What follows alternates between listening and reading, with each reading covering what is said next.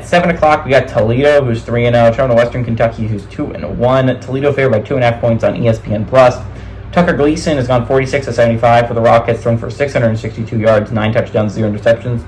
Willie Shaw III had 31 carries for 137 yards and 3 touchdowns, and Junior Vander Ross III had 14 catches for 225 yards and 3 touchdowns.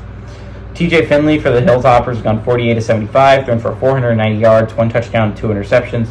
Elijah Youngs had 33 carries for 97 yards and 2 touchdowns, and Kaishawn Johnson has had 16 catches for 263 yards and 2 touchdowns. I know these two teams have never played each other, which I think is interesting.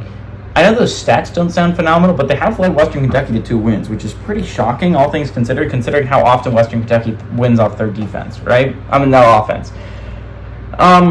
Toledo's coming off a massive win, right? Like, anyone who does not know, last week Toledo went to Starksville and absolutely dog-walked Mississippi State. It was not close. They won by like 24 points, I think.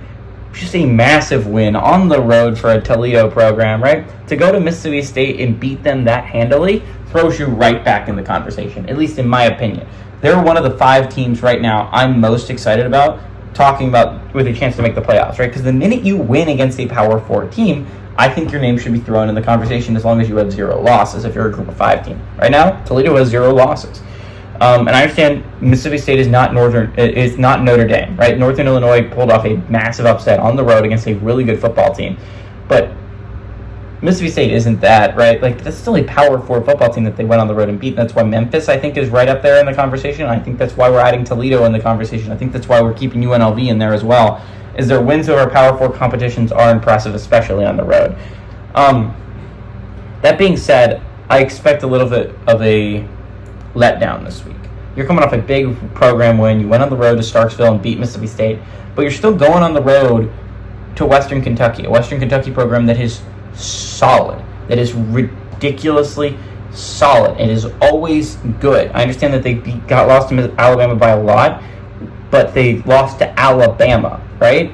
And they were breaking in a brand new QB, right? And they'll turn this quarterback around. Of course, it's TJ Finley. He's played solid quarterback play before. But what Western Kentucky does really well is get the most out of their quarterbacks. They got the most out of Mike White. They got the most out of Bailey Zappi. They got the most out of their quarterback last year from UWF. I forget his name. I don't know why I forget his name. But they do the most. Austin Reed, that's his name. They get the most of taking their quarterback and making him the best that he can be. They'll figure that out with TJ Finley. They'll figure out his strengths, and they'll figure out how to frame an offense around him. And he'll be the next really solid quarterback from Western Kentucky. They do it every year. I think Toledo's in for a little bit of a shock, right? And I think this is good news for Liberty, in my opinion. I think Western Kentucky wins this football game. I think Toledo's going to be on a little bit of a daze after beating Mississippi State, and they're playing a really solid Group of 5 team. Honestly, the Group of 5 team that I think gives Liberty the most worry, in my opinion, in Conference USA. There's not a lot of solid, competent teams in Conference USA. Only 3 are above 500 right now.